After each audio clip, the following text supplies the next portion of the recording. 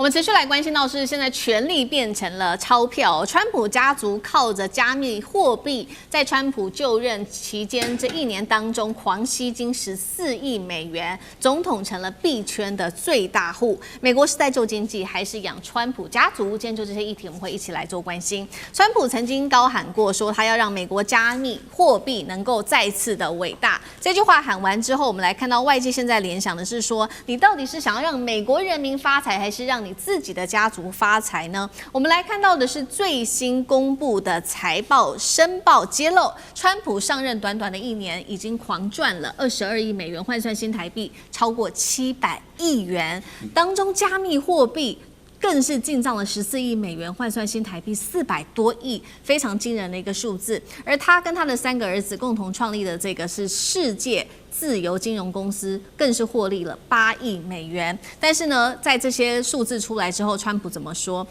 我們看到白宮說的，總統或他的家人從未也永遠不會涉及任何的利益衝突。川普本人也直接變成說，我在執政期間其實是每個人都賺錢的。好，這樣子來為自己做一個解釋哦。我們也要持續看到真正引發爭議，大家會在看的原因，是因為川普是加密貨幣的這個政策的制定者，同時是美國總統，又是加密貨幣最大的受益者，這樣子有沒有一些利益上的衝突？賴老師怎麼解读？你要看有沒有違法嘛？那很明顯的沒有違法嘛。也就是說符合美國的法律規章制度。所以你檢察官也不可能對他提出訴訟，那檢察官不可能提出公訴，那他也不會進法院裡面接受審判嘛。這一點就是合法的了啊。美國本來政商就勾結了，這個大家都知道，只是用法律把它漂白而已嘛。美國的這套制度大家都很清楚嘛。國會裡面為什麼會有那麼多的遊說團體？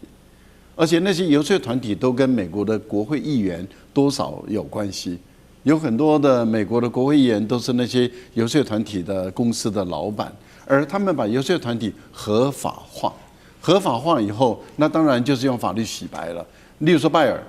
假設我可以拿一堆錢來買通就是要求這家遊說公司去幫我修理中國大陸的例如說這個化學肥料进口到美國去。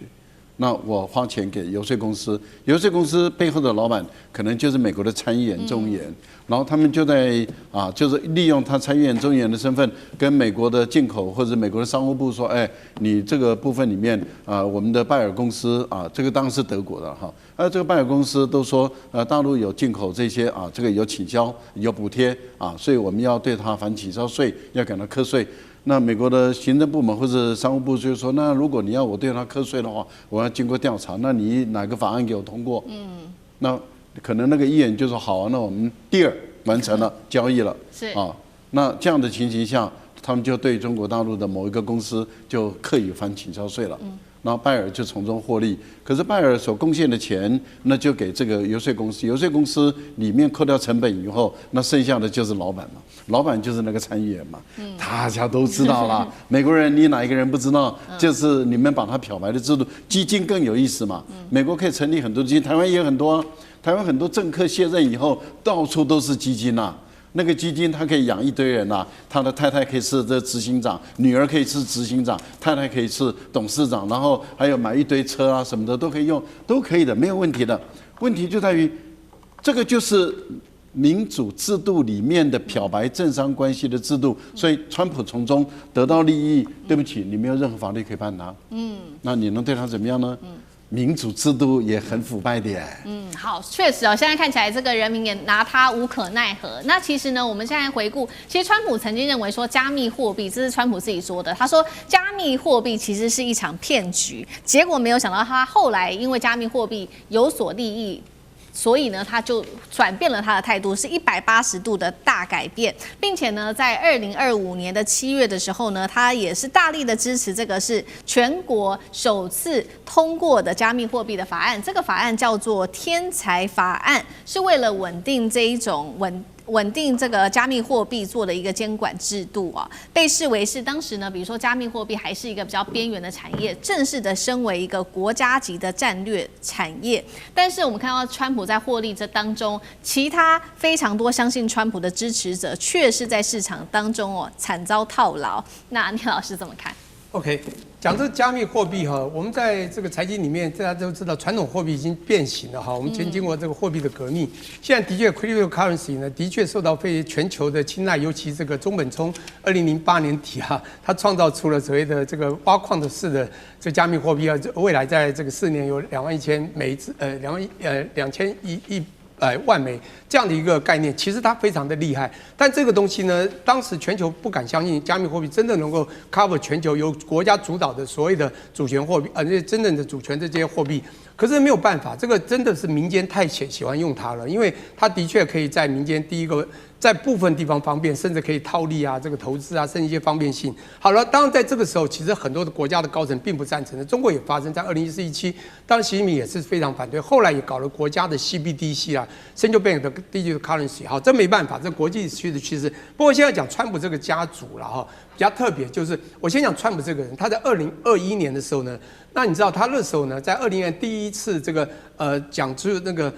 人家採訪他，他在福斯啊 Fox Business 這家媒體講說，我很不喜歡加密貨幣，他根本就是一個騙局啊，就開始用 scam 這個字來形容，你知道嗎？他說哦，對，的確是也影響了很多人。可是你知道嗎？他突然呢轉向，最主要轉向當然是有原因的哈，就因為他拿到權力，第2次當選之後哈，因為在2021年大家知道他那時候已經下任了哈，不是他那時候是拜登在執政。他上任之後呢，他強力擁抱而且支持。我講這在2024年開始的，那這是2年前。這時候呢，他爭取為什麼有2個主要的原因？爭取叫幣圈選票。玩幣的人越來越多，他發現很多，他是一個聰明人，他很喜歡搞這種小科技，你知道。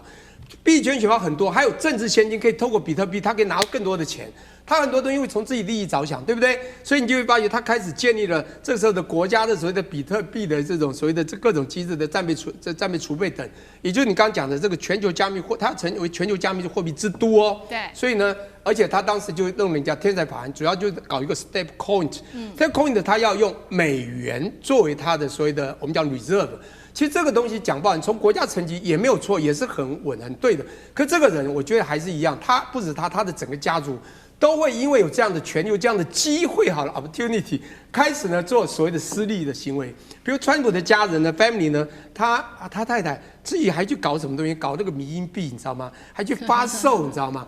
這個一個總統不需要這樣做吧？他就這樣做，因為他可以賺錢。第二個呢，他的家庭還去搞了一個平台，加密貨幣平台啊，叫 World Liberty 的 Financial。你今天搞到這樣子，還要大家來跟你的平台交易，你自己是不是把它當作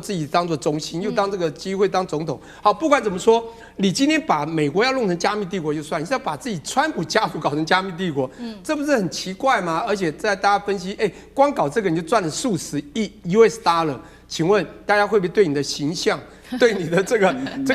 而且還有一個很重要，他在做很多動作，他從他的話語，從他的這個 social media， 他很多東西是操作的。你知道，在股市中，你如果有操作行為做假訊息，這是違法，你知道嗎？剛剛講到法律問題，他很多動作其實都可以被質疑的，但是他在這個位置，講吧，最高位，我們台灣的政府在最高位，你可以封存你的東西，沒有人敢看，就沒有人敢看，一樣的道理。所以，但他下來，我覺得這些都會是問題。好，這是加密貨幣的這個現在川普所面臨到非常多的爭議。其實呢，不管是加密貨幣或者是股市，我們現在也要看到川普在這個股市當中也是狂撈一筆，也是引發了非常多的爭議哦。尤其《金融時報》這邊特別做了一個報道，說光是在去年2025年申報的筆數當中，就已經超過了22000多筆，8個賬戶投資賬戶在進行操作，其中7個賬戶主要是追蹤美股大盤，但是第8個賬戶這個就是積極型的投資了，包括買什麼呢？買藏壽司的股票，買美國的國防股，還有川普最喜歡重壓的就是各種的科技類股哦。CG 上面我們看到他買的包括有這個微軟，買最多金額7000萬美元，剩下還有輝達、蘋果、亞馬遜、博通，這些都不是重點，是買的這個時機就是最大的重點，引發爭議了。比如說呢，他去買輝達的股票。這個時候，他就正好親自宣布，輝達跟超微同意將中國市場的 AI 晶片銷售額15%交給美國政府，換取對中國的出口許可。這是第一件事情。第二件事情，他買蘋果的前幾天呢，蘋果才剛宣布會加碼1000億美元在美國的投資，買的時機也引發爭議。酈將軍怎麼看？連拜登哈，我們都認為說是拜登是不是這個失智了哈，腦袋不清楚，因為他本來要選總統的，後來他連代表民主黨他都這個沒有能力，民主黨都不讓他出來繼續擔任連任、擔任這個候選人哈。但是連拜登突然在前2天這個腦袋突然清醒了，他罵川普是 loser， 除了罵川普是 loser 之外，他還罵川普是什麼？是美國史上前所未見的，整個川普政權是前所未見的貪腐的溫床。我想連拜登都講出這種話出來的話，那可見的川普在這些事情所做的事情，我相信包括所有美國人都看得出來了。那這個拜登講這話絕對是有感而發，一定是看到很多的事情。我想連拜登都看到，那包括到美國來講，包括到這個不管是這個政黨，你是民主黨或共和黨，甚至一般民众都看得出來。其實川普这個我現在懷疑他的角色，你現在到底是以擔任美國總統為主，還是擔任你整個企業的操守為主哈？那如果說你擔任美國總統，你應該有擔任世界這個領袖的風範，有大國應該負的責任哈，或者是將美國的安全置於最優先的考量。可是川普從就任到現在，我們看到他完全是以炒作他的事業、炒作他的金錢為依歸。他到現在可能還不認為他是美國總統，他只是除了說是跟各國來收取禮物之外哈，這個然後利用各種的政策來圖利他自己的公司。事實上，我們不要講說是加密貨幣了哈。這次來講，